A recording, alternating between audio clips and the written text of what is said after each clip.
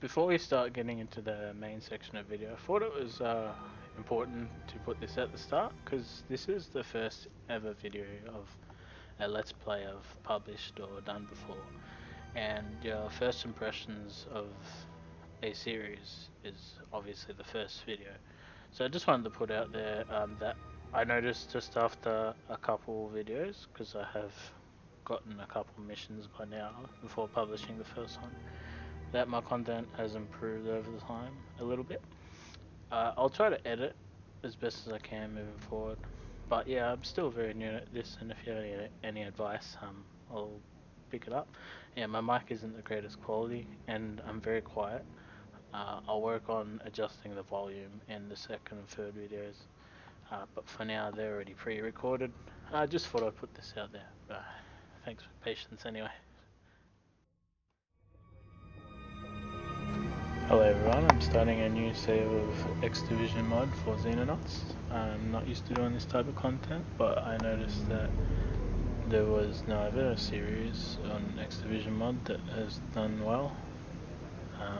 I have a lot of experience in this, so for a bit of a go. Some people might struggle with this mod, so this is going to be kind of a tutorial and a let's play. I'm going to be taking it a bit serious, so I'll be using exploits. I would usually play on veteran, but I feel like I'm going to embarrass myself, so I'm just going to put it on new game +1. I do recommend this. I have over 1,000 hours experience, so if you don't have that kind of experience, play the standard difficulty. Even the mods suggest this. Yeah, it is hard, but actually I feel like default Xenonauts with no mod is kind of harder, at least at the start, but as it goes on, it just becomes a lot harder, and also the length of it tends to make it harder. Anyway, let's get into it, and I will kind of explain some things as I go, how to get a good start. Alright, your first base location. Yeah, there's 3 main spots that are a lot of value. That's in the center of North America. It's in Europe, Italy, or North Africa is fine, or in the middle of Asia, Soviet Union. I tend to make my main base here somewhere, because it's a good spot to send your dropship from, yeah, to get missions done. So yeah, that's what I'm going to do.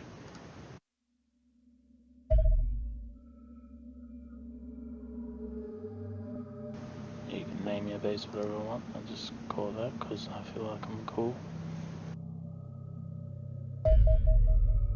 Because I gotta be tactical.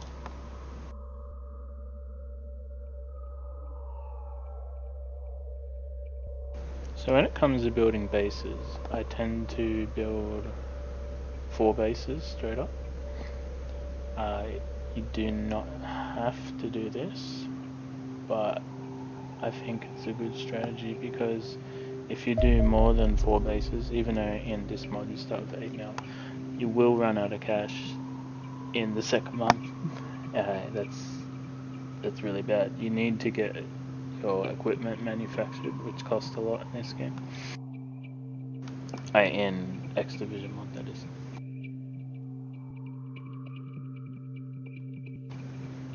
So I tend to name my things in a way that helps me understand the game quicker.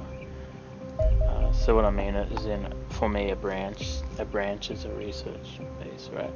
And Genesis Complex is my first base. The name kind of implies it.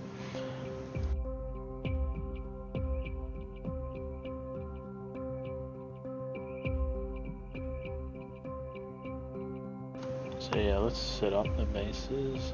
Definitely gonna need more aircraft. Definitely want to heal your people when they get wounded. Definitely want vehicles, because in this mod, vehicles don't take up a dropship slot yet. So it's a free unit to take. Also, I think that's a really good idea because it's really fun using vehicles.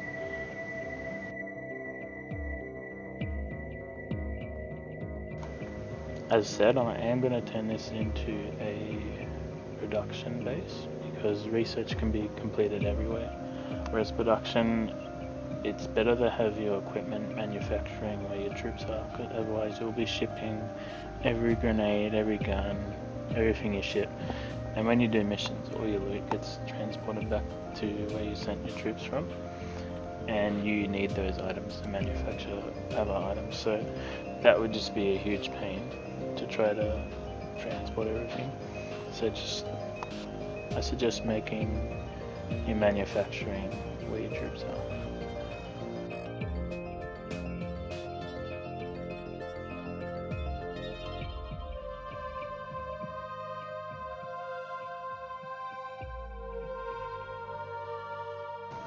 I'm just making sure I don't forget anything.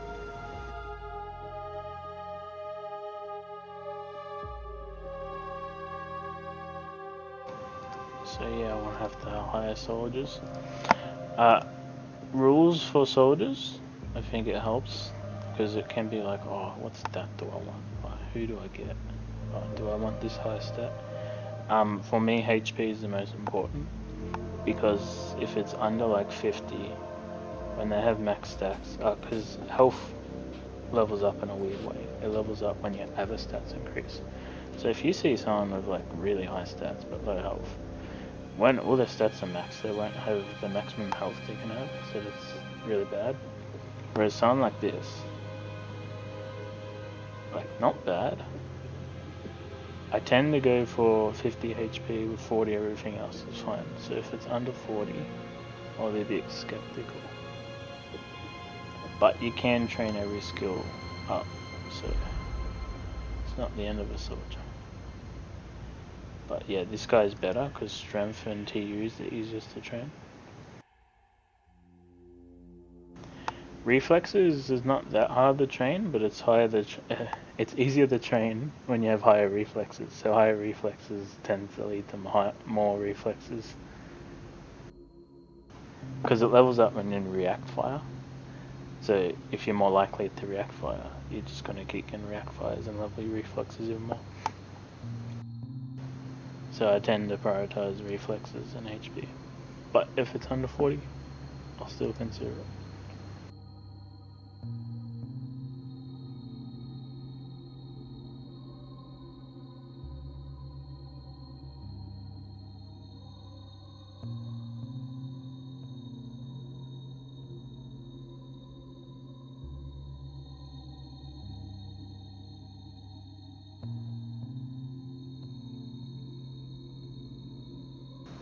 Alright, yeah, just tend to hire until there's no one left. Alright, more resources, obviously.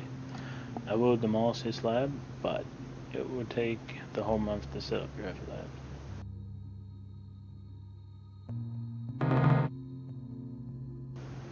Yep, I need one guy because I need the living quarters. And we'll start on the next living quarter.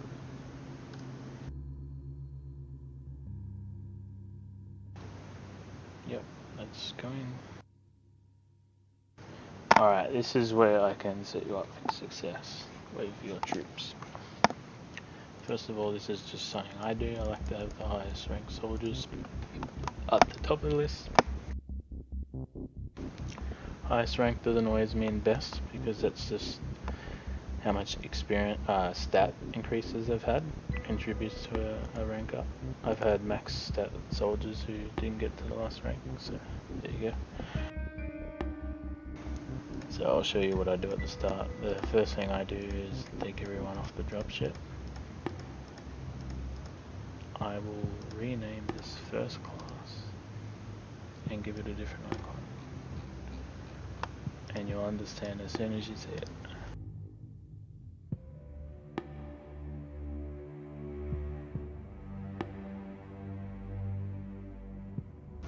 Alright, unassigned. Pretty obvious what that means. It makes it so much easier to tell who's going on a mission or not. Yeah, and best to give them like a default rifle or something. I've accidentally sent people on base defenses without a loadout. Also, if you have a high troops, you actually can't modify the loadout when it prompts you to. It can be buggy X Division 1, so I recommend saving often. Do not do an Iron Man campaign.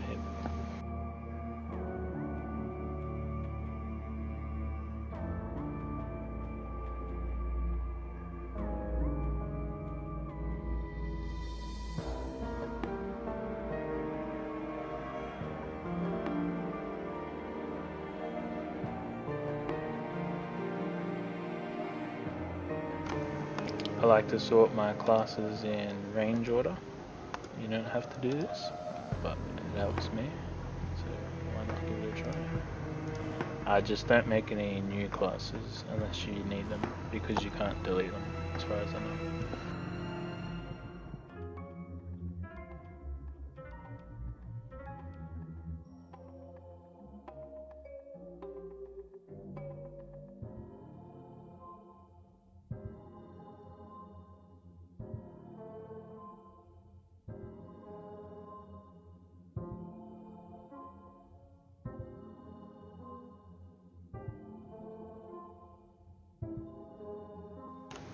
So I actually do recommend having similar roles, because I have played a lot and I find that grenades, for instance, are extremely useful. You should take as many as you can if you have the space. These roles, not all of them are viable at the start of the game, but you will eventually want them.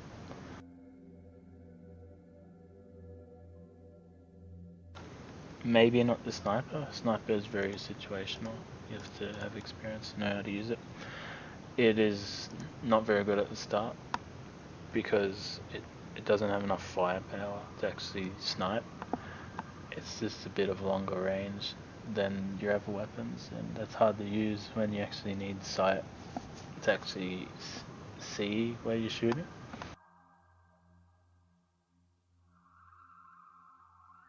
And check the damage. It's 60 with 10 mitigation. Check this. 25 free. Alright, so you can get 3 shots off that deal suppression. And combined that does the same damage. You can go, okay, this has armor pierce. The armor pierce won't be enough at the start. And each hit on an enemy degrades its armor, so this ends up helping the team more. But yeah, you can make sniper work. I'll probably show it off in some missions. It's very niche.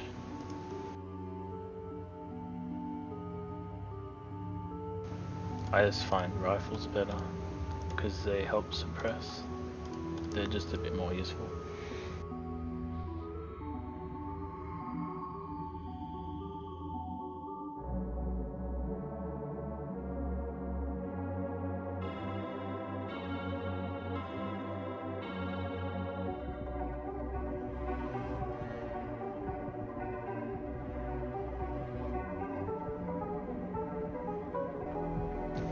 Alright, now I'm set up. I recommend saving the game, because then you can make a save that's ready to go. If you mess up, or you just want to try a new campaign, you can skip all that setup.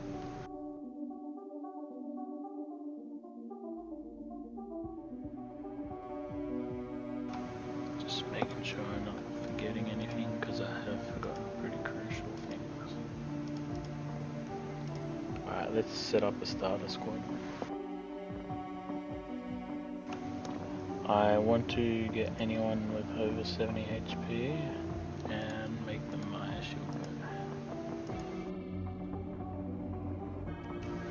guard. People appear on the UI in missions in the order you assign them to the dropship. So I try to put the ones with the shortest range first, and it sorts it out really nice for me, so I know what's going on in the mission. You'll see what I mean.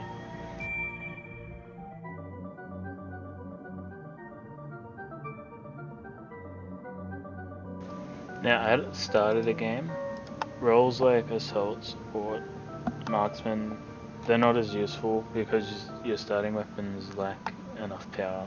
Like the starting assault rifle, it doesn't do enough damage to warrant bringing along. So I'm going to do a bit of a, I guess you could call it a strange build. but it's like an early game build only.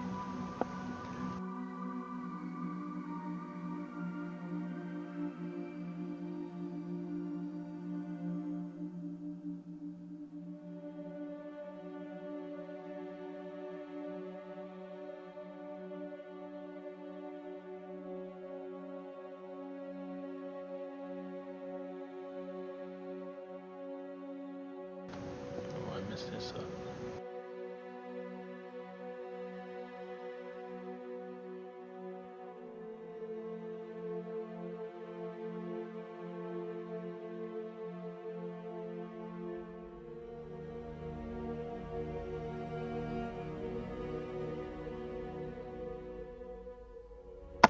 Actually, let me change this. I want the assault to have pretty good health.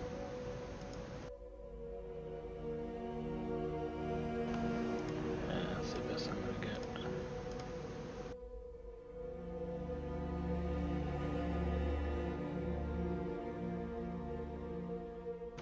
Oh, what did I do there? I had a little brain moment. That's my pink.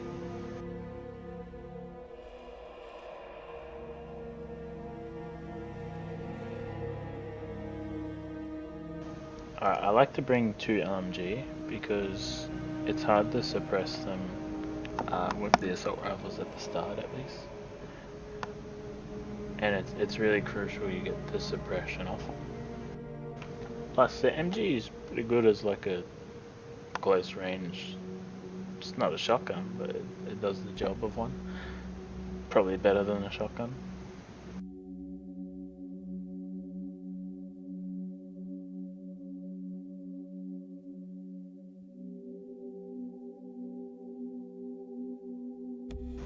Yeah, I'm just looking at their health because MG tends to be a bit close range. Like this guy, I might make him a rocket launcher. His health's a bit low.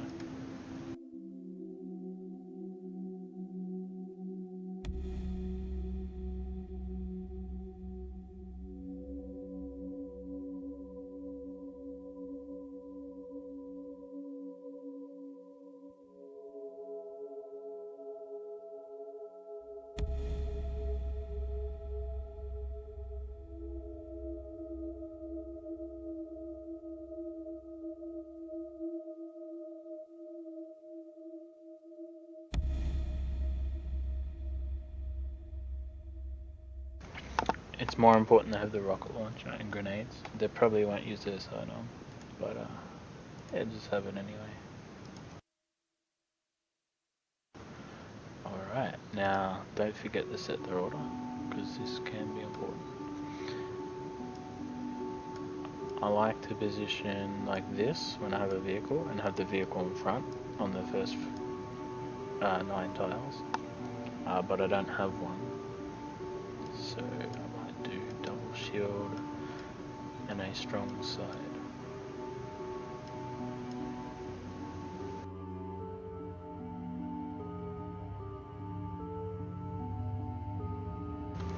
Now it's okay if you lose a troop on the first mission. 2 might not be good, but still doable. Your starting soldiers have higher stats than normal. They start with higher stats and can be recruited. So try not to lose them, but start with 10, so it's alright if you do.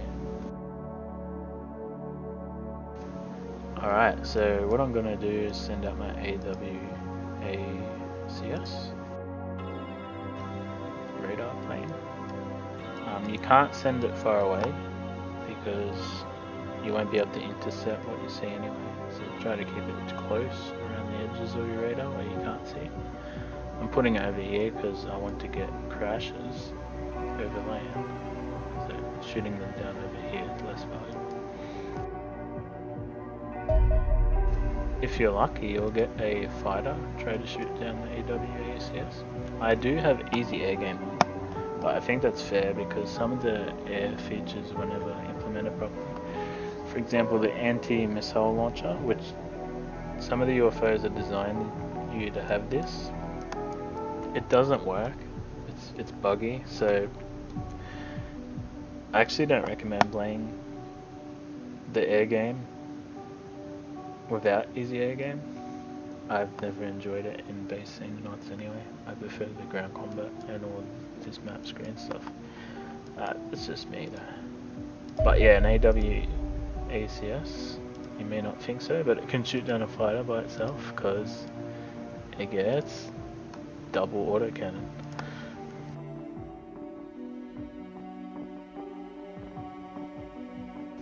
It's great if you can kill a fighter at the start because you get alien alloy straight away. Oh look, that's good.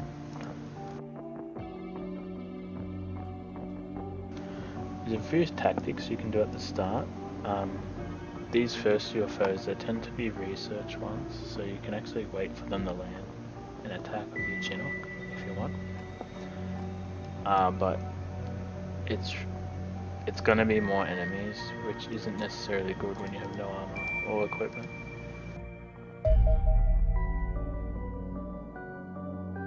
And that's a scout. I think that there's two extra enemies than the white scout.